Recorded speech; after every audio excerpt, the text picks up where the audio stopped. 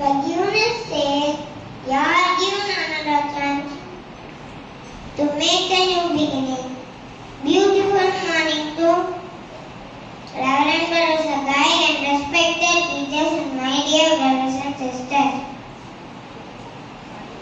There will be a lot of people who mistake us in life. They harm us, tell us lies, and even defraud us. It could be a member of family, or a friend, or a stranger. Whoever it is, neither they nor what was done can be changed, but we can forgive them.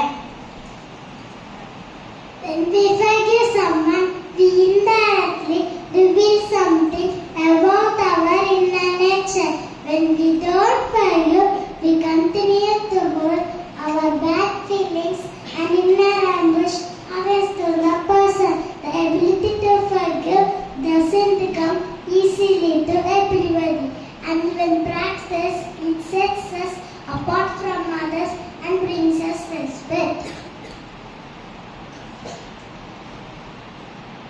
Thank you.